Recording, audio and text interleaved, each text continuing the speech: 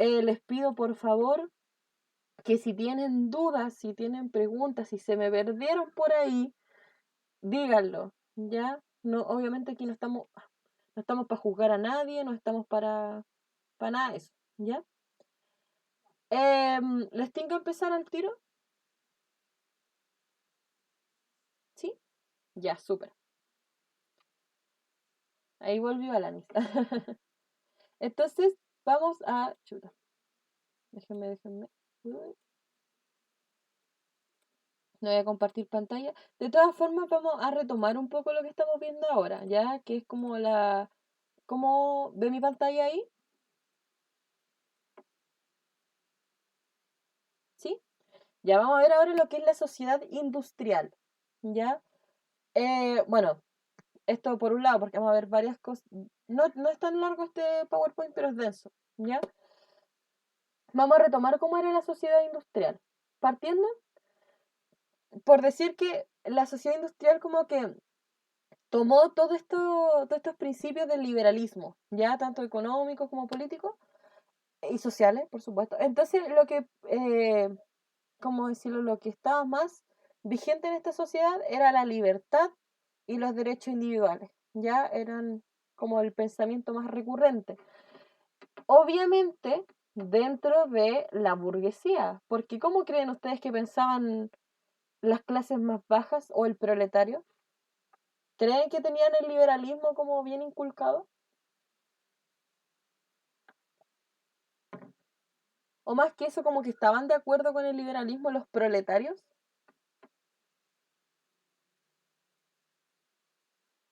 ¿Qué creen ustedes?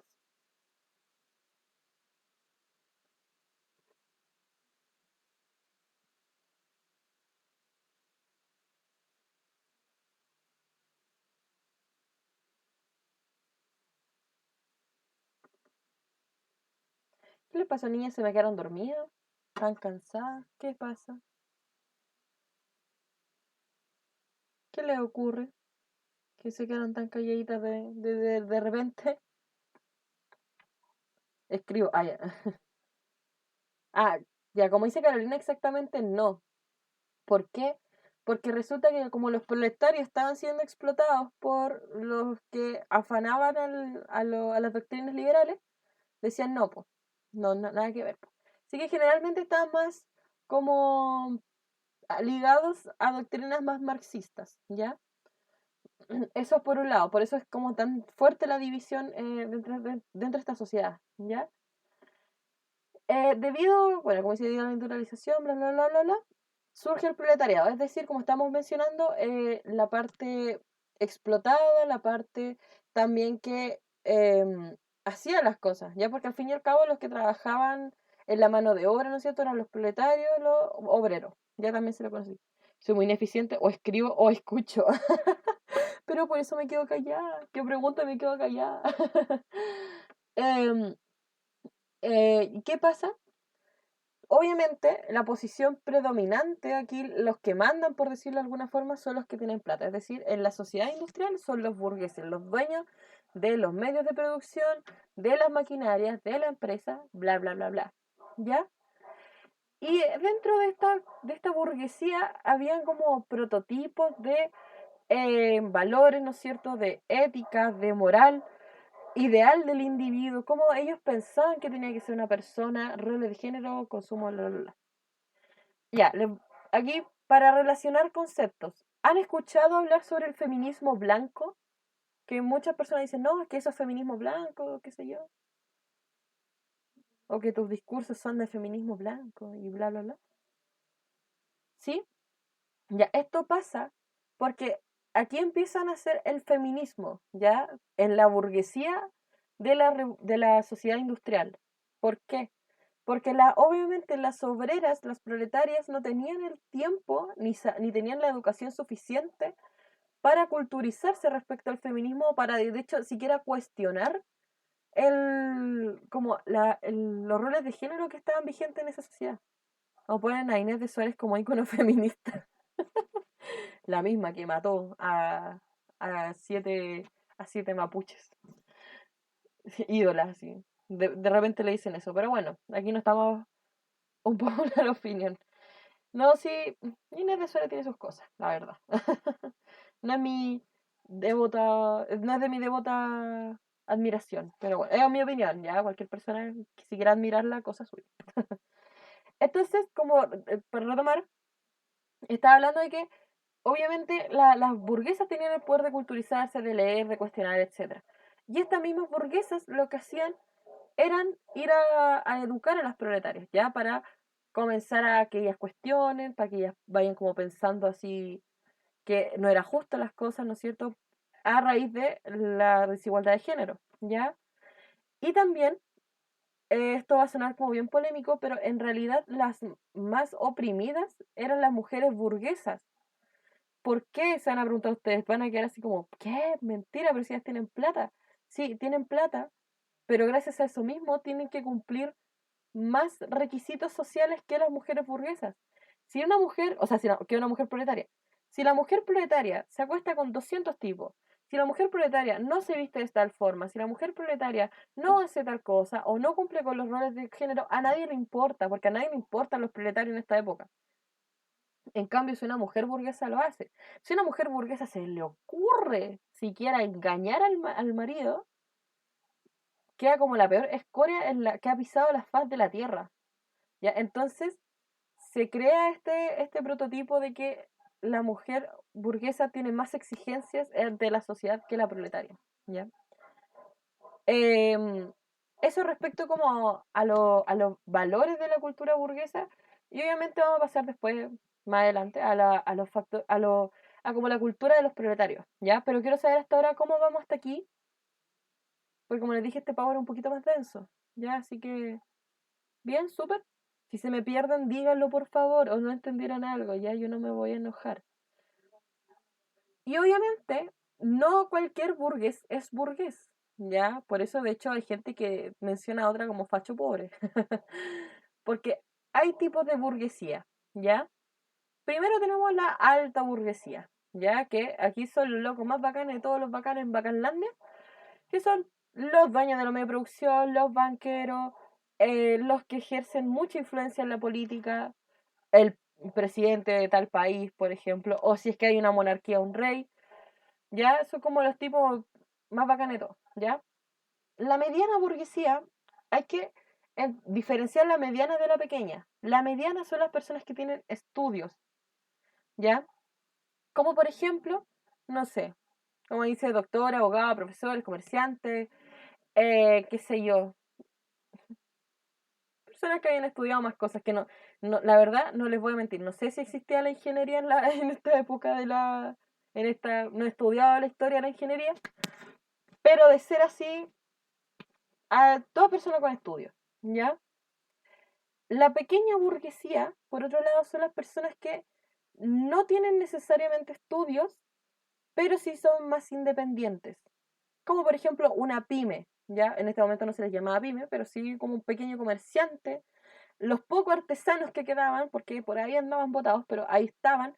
Funcionarios públicos de bajo rango, por ejemplo, como los que tenían como técnicos ¿ya? Esas son como las clasificaciones de la burguesía. ¿Y por qué les digo que es importante distinguirlo? Porque no, porque como les digo, no todos son burgueses, ¿ya? O no todos caen en esta categoría de burguesía. Y obviamente no es como que también por otro lado haya un pequeño proletario, alto proletario, no. Los proletarios son uno, pero la burguesía se divide, ¿ya? Y esto después en Chile lo vamos a ver también en el parlamentarismo, porque esta parte está muy relacionada con parlamentarismo. De hecho, en Chile pasa como lo mismo, pero 100 años después. Em, en donde empiezan a nacer estas cosas, ¿ya? ¿Cómo vamos hasta aquí, chiquitines, chiquitines?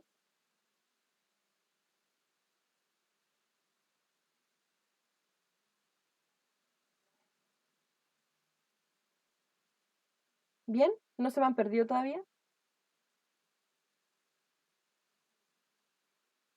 Ah, todavía, sí, cero fe. No, sí sé que lo vamos a entender bien, ¿ya? Pero si tienen dudas, por favor, háganlas. Cero miedo. Ah, ya. Esa es la actitud, así como, no, yo no le tengo miedo a historia universal me tiene miedo a mí. Sí, esa es la actitud, ¿eh? Por eso me gustáis flaca, porque eres bandida. Hoy estoy grabando, ¿cierto? Sí, allá. Uy, me asusté, pensé que no estaba grabando. Ya. Por cierto, hablando de grabación, hoy día les subo todos los videos así de una, ¿ya? Porque creo que el de la semana pasada no lo subí y si lo subí no le avisé. Perdón. Em, entonces ahora vamos a hablar de cosas que impulsaron la proletarización, los factores, ¿ya? ¿A qué se refiere con la proletarización? Es que, como dice el nombre, las personas vayan asumiendo como su rol de proletario en la sociedad, ¿ya? Primero la migración. ¿Qué pasó con las migraciones? Lo que estábamos hablando hace un ratito, ¿ya? No, llegó muchas personas a trabajar a las máquinas, a las fábricas, a la empresa, qué sé yo. Entonces, había muchas personas que hacían cosas ahí, trabajaban para los burgueses, pero no sabían hacer algo así, porque, por ejemplo, ¿qué? A ver, díganme ustedes, si una persona trabajó como en Pomaire toda su vida haciendo tazones de greda y de la nada lo mandan a una fábrica metalúrgica, ¿ustedes creen que va a saber hacer bien la pega? No, y no porque el tipo sea estúpido, no, no se trata de eso. Se trata de que está haciendo algo en la cual él no está calificado, ¿ya? Como si ahora a todos nosotros nos pusieran a hacer 1.000 millones de ejercicios matemáticos. No vamos a saber, y no porque seamos estúpidas, sino que porque no sabemos simplemente, ¿ya? Entonces, pasó eso primero con la migración. Segundo, la industrialización, ¿ya? En conjunto con el anterior punto, resulta que se crearon más fábricas y como tal necesitaban más personas para estas fábricas, ¿ya? Y no los capacitaban, simplemente. Y esto, la industrialización se refiere a la demanda de mano de obra. Se necesitan personas, personas, personas, personas, pero nadie sabe hacer eso, ¿ya? Y la concentración del capital. Esto es lo que estábamos hablando un poco sobre el capitalismo financiero, ¿ya? Es decir, que la burguesía, los dueños de los medios de producción, son los que manejan ya todo. Manejan la política, la economía, el ámbito social, lo manejan todo. ¿Y por qué? Porque se enriquecen, se enriquecen, se enriquecen sin parar.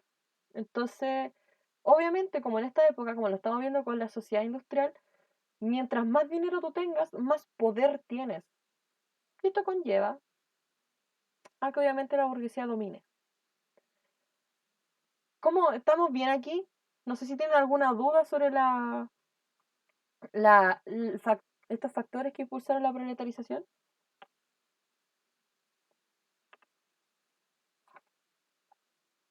Las noto muy calladitas, ¿están escribiendo o están prestando así mucha atención? Ah, ¿qué es lo que pasa? ¿Qué es lo que realmente sucede? Ah, ¿todo bien? Ya, súper. Entonces, ya, aquí esto se ve mucha materia, pero a ver, aquí, esto ya empezamos como historia, ¿ya? Así que les voy a pedir lo siguiente. Si quieren, lean esto, pero préstenme, escuchen esto como si fuera una historia, ¿ya? Yo se las voy a contar como si fuera un cagüín, ¿ya?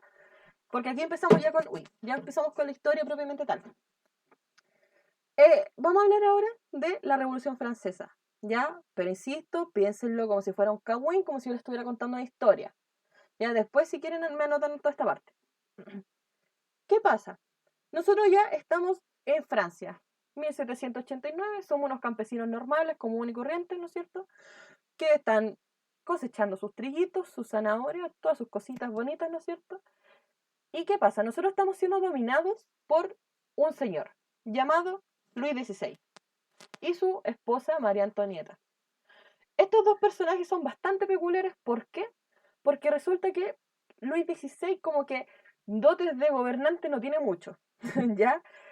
Empobrece mucho, pucha, Lucho, sí. Luchín como que no se les da bien eso, ¿ya? No leyó El Príncipe Maquiavelo, no sé si han leído ese libro que es como que explica cómo una persona debería gobernar. Bueno, no lo leyó, así que sus dotes son medios bajos, ¿ya? Pero está ahí, en la monarquía, nos está gobernando a todos, ¿no es cierto? Aquí todas nosotras somos parte de Francia. Y resulta que él lo que hace es como los políticos de ahora, enriquecerse él y empobrecer al pueblo, ¿ya? Entonces, como nosotros franceses no tenemos una industrialización todavía no estamos como bien industrializados con el tema de la agricultura y todo esto, los franceses hacían el trabajo sucio, por decirlo de alguna forma. Pero llegó un punto, más específicamente en 1789, en donde la producción empezó a escasear por diferentes factores, porque no había tantas semillas, porque había sequía en algunas partes, porque o de repente entraba mucho el frío en Francia. Entonces, por distintos factores ya no había tanta producción, ¿ya? Y esto lo alegaron a la monarquía. Le dijeron, oiga, rey, mire, ¿sabe qué es lo que está pasando? No hay producción por tal y tal motivo. ¿Qué podemos hacer al respecto? Él básicamente le dijo, ¿sabes qué, flaco? No, yo ayudarte no puedo, no está en mis facultades. Pero es que no es que él no podía ayudarlo, lo que pasaba es que él junto a los burgueses y a los aristócratas tenían todo el dinero para ellos y no lo distribuían bien, ¿ya? No lo distribuían bien porque obviamente no querían, pues porque tenían esta mentalidad de capitalismo financiero, entonces dijeron, no, ¿para qué? Para que no gastemos de más, ¿no es cierto? Tacaños, claro, no hay una mejor forma de resumirlo, eran tacaños, pero con los demás, con ellos no.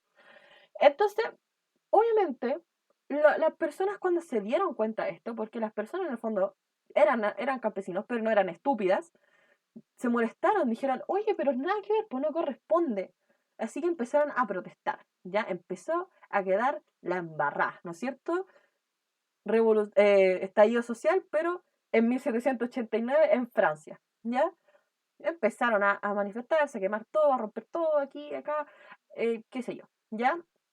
Entonces, en una de esas, el acto que detonó toda esta cuestión fue la toma de la Bastilla, ¿ya? La toma de la Bastilla es el 14 de julio de 1789 y de hecho ese día se considera la independencia de Francia, ¿ya? Así un dato, si no lo sabían, se considera la independencia de Francia, ¿ya? ¿Y cuáles eran las demandas de los proletarios? Se preguntarán ustedes.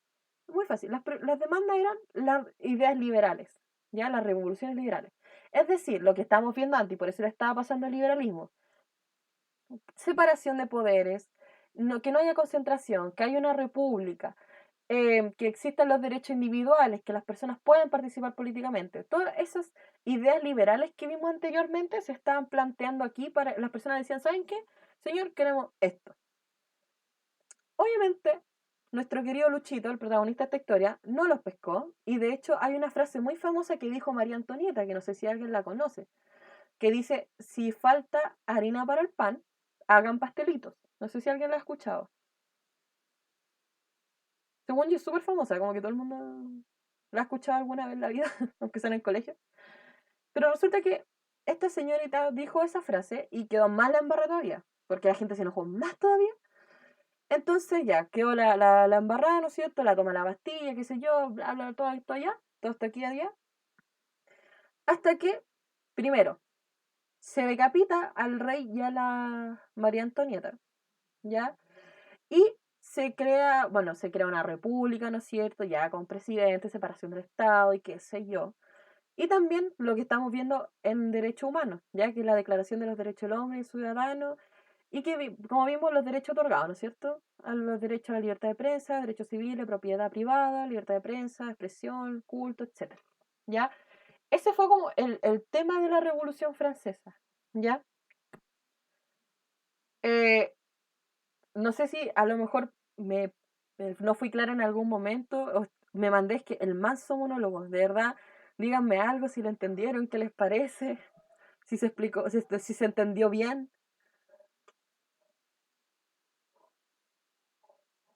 ¿Se entendió bien? Ya, súper. Siento que a lo mejor es como fácil perderse a lo mejor aquí, por eso como le digo, lo explico como una historia, porque a mi juicio es como la forma más fácil de entender estas cosas, como si fuera una historia. Las demás,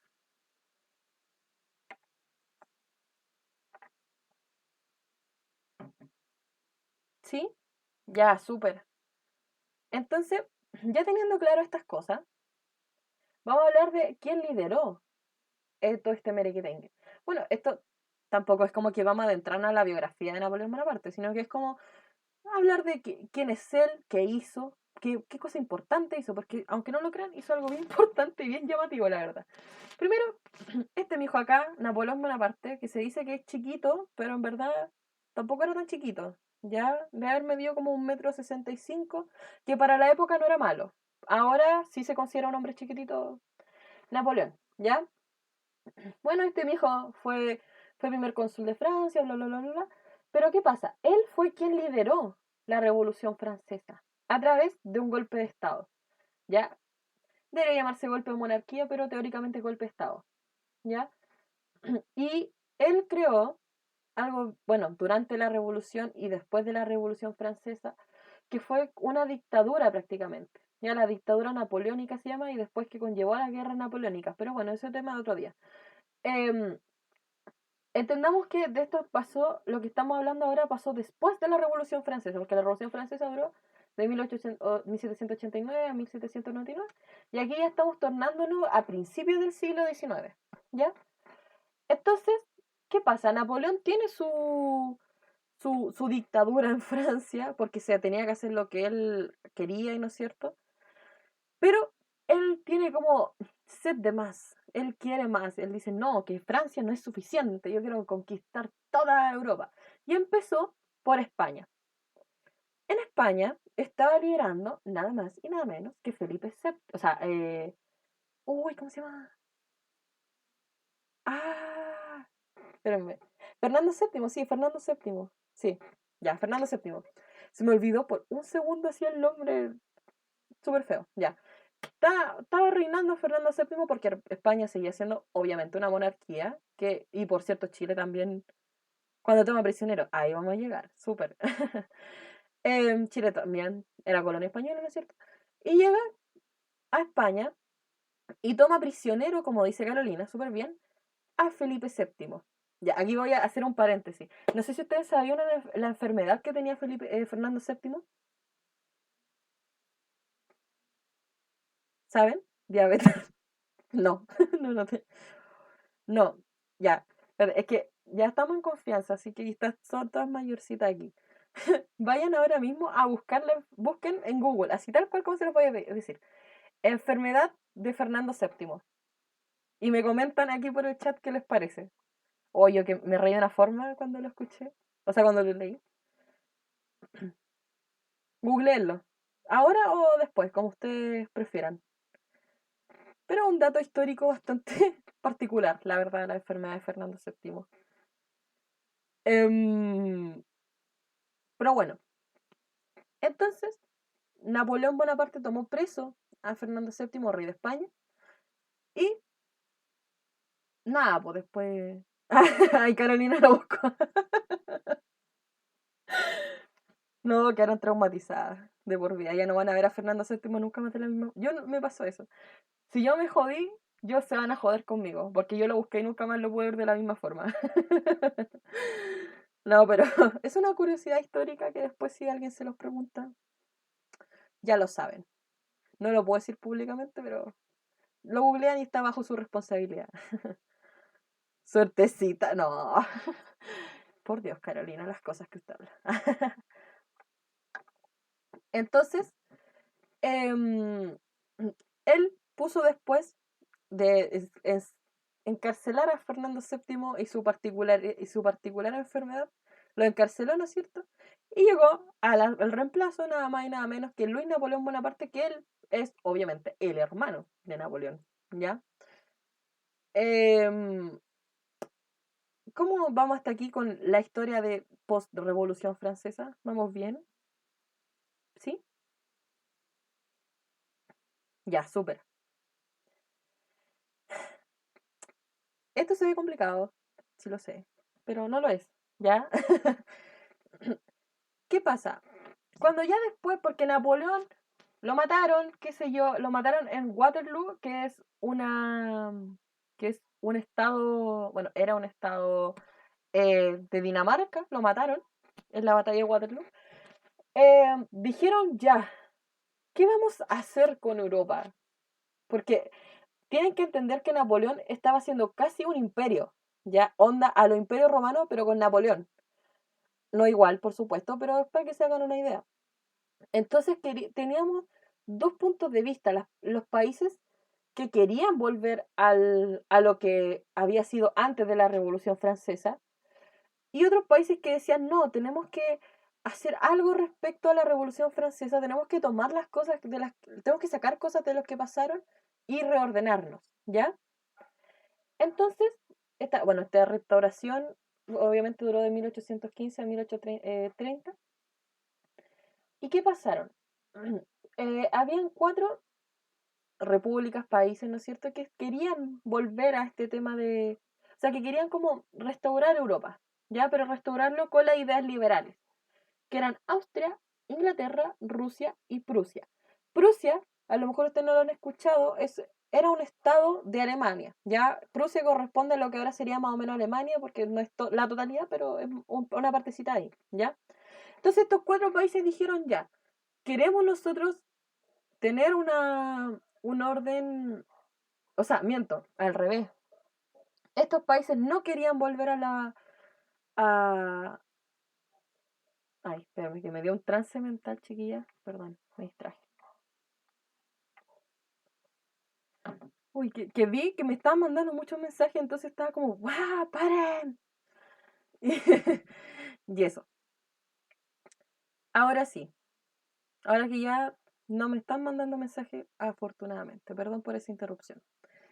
Estos cuatro países, como le estaba mencionando, son los que querían no volver a lo que había pasado antes de la Revolución Francesa. Quería mantenerse con las ideas liberales, pero obviamente adaptarlas a sus ideas, ¿ya? Porque ustedes, por ejemplo, saben que Inglaterra es una monarquía, y de hecho actualmente la sigue siendo, pero una monarquía parlamentaria, ¿ya? Es decir, que la monarquía de poco y nada sirve porque la reina Isabel, que está hace como 4.000 millones de años, no es mucho a las decisiones que toma, pero sí está, y tiene poder, por supuesto, pero los que manejan más ahí son el primer ministro, ¿ya?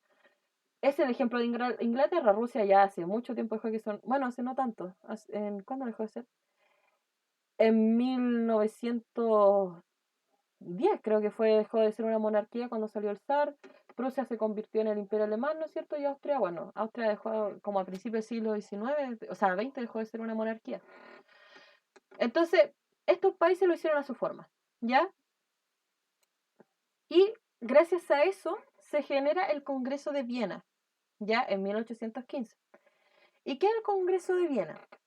Este Congreso lo que busca es que los países que fueron conquistados por Napoleón vuelvan a ser los países que eran antes de ser conquistados por Napoleón, ¿ya? Aquí nosotros podemos ver los países que fueron conquistados por Napoleón, que era básicamente Francia, España, eh, Italia, bueno, Italia cuando estaba separado en estados, ¿no es cierto? Alemania separado por estados, etc. ¿Ya? De todos estos países, eran los que están en azulito, eran los que están dominados por Napoleón y los demás, bueno, están siendo a sus cosas, ¿no? Aquí está hecho el Imperio Otomano. Entonces se creó lo que se llama la Santa Alianza, ¿ya? ¿Y qué es la Santa Alianza? ¿Qué es lo que concede? Básicamente que se pueda, es como permitir una guerra, básicamente, permitir una guerra la cual concedía este principio de querer recuperar los países que estaban dominados por Napoleón, o que sí que estaban, porque Napoleón ya estaba muerto a este punto. Em, y como habían países que no querían, porque habían países que no querían, como por ejemplo España, y les voy a explicar en la siguiente diapositiva por qué no quería, bien irónica la forma, pero bueno. Em, Al no querer se confrontan, ¿ya? Y al confrontarse obviamente se genera guerra, qué sé yo, pero una guerra que la Santa Alianza permite, ¿ya? Permite para que vuelvan, porque tarde o temprano van a volver, ¿ya? Y obviamente hay países que intervienen en otros, como a la ONU, por decirlo así, para hablar con el gobernante y decirle, oye, ¿sabes qué? Ya Napoleón está muerto, no sirve de nada, tenemos que volver a la idea liberal y qué sé yo, ¿ya? Me enredé en la diapositiva anterior, pero quiero preguntarle si estamos bien hasta ahora o se perdieron a lo mejor en mi enredo mental que me dio por un segundo.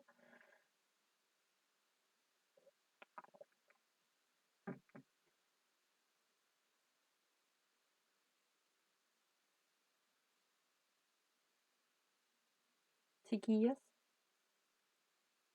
Por favor, díganme algo que me da ansiedad.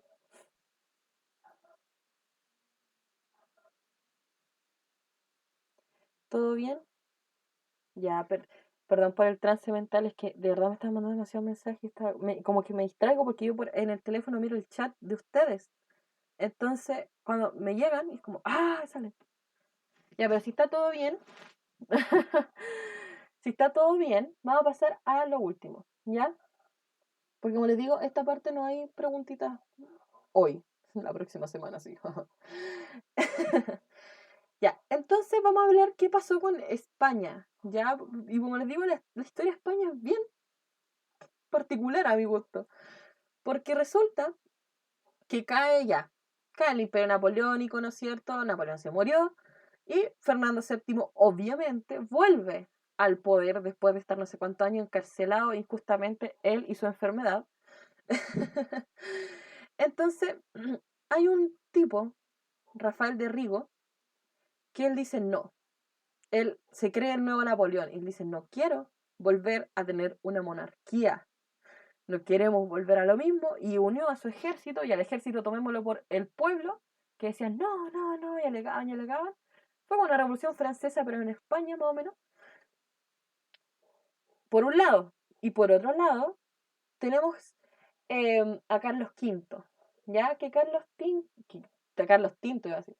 Que Carlos V fue un rey, y ojo, quiero decir lo siguiente, si bien la Revolución Francesa sirvió para que se aboliera la monarquía no se terminó al tiro, ya, sino que obviamente hubo unos cuantos reyes después, hasta que finalmente ya todo el mundo se cansó, ya, pero obviamente la monarquía sirvió por un tiempo, no es como imposible, paz de una, ya.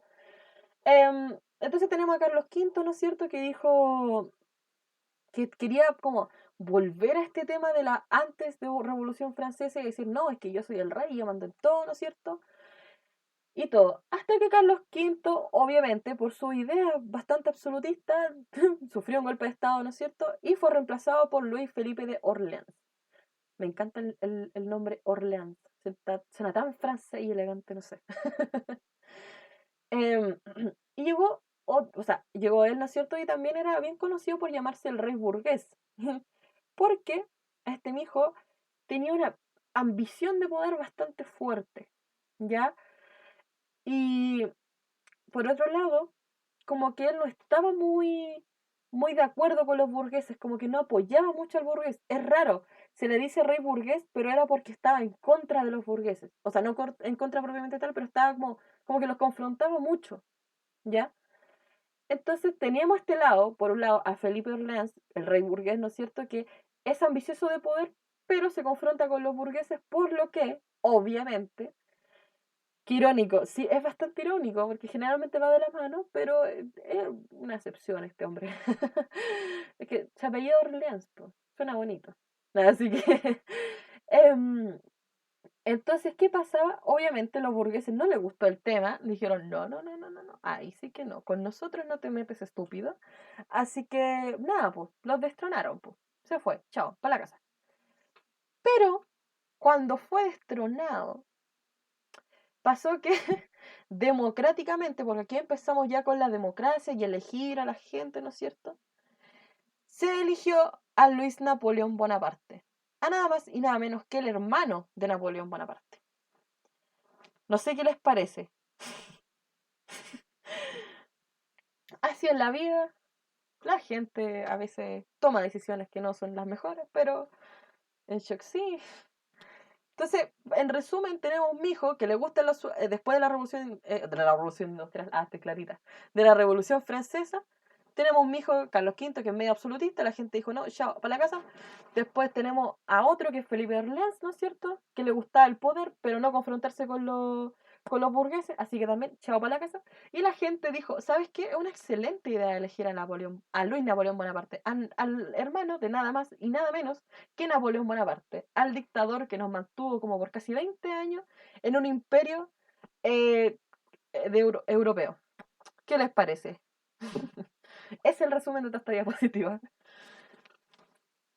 Yo les dije, es bien irónica esta parte. Y eso no es lo peor. hay muchas partes de la historia que son bastante irónicas y las vamos a ir viendo a medida que pasen las cosas, ¿ya? ¿Qué les pasa? No sé, son cosas, trabas de las personas, a lo mejor estaban traspapelados, estaban en un mal momento, qué sé yo. Dijeron que era una excelente idea, que no pensaban, claro, dijeron, ¿por qué no? ¿Qué puede salir mal? Aparte de absolutamente todo. Ay, me encanta pasar esta parte porque es tan irónica. Pero bueno, la gente es así, ¿no? Quedó clarito hasta aquí, porque esta ya es historia. Entonces, pues les pregunto, y a muchos le tenían miedo a esta parte, entonces, ¿sí? Ya, súper, súper que estemos bien. Como les dije, no hay preguntitas por el día de hoy. Entendí todo, ya, súper bien. Y les quiero recordar humildemente que pueden, que hay donaciones voluntarias, ¿no es cierto? Que si quieren pueden donarme, si no, no. Para costear los estudios de esta humilde futura profesora de historia. Pero son completamente voluntarias, ¿ya? Si no hay ninguna duda, primero, ¿qué les pareció la clase? Quiero preguntar, porque esto fue historia pura y dura. Bacán, oye, sentí que hablé mucho y que fue puro monólogo. Que me gustó mucho. Ay, qué bueno, gracias. Superé mi mayor miedo, ¿viste? No, sin miedo a nada, aquí no estamos para cosas raras. Yo creo que en 2 clases más les voy a ir pasando ensayos, ya, porque ya estamos viendo más historia universal. Hoy salimos con cero miedo a enfrentar la vida. Ustedes no tienen que tener miedo a la prueba le tiene miedo a ustedes. Vayan siempre con esa mentalidad. A mí no me funcionó, pero. Ah, no, mentira, sí me funcionó. Yo fui con esa mentalidad a la de matemática y saqué 434 puntos, pero no importa. Iba con la mentalidad. Ah. Ya, pues chiquilla, entonces sí, no hay más preguntas. Consulta, dejar de grabar.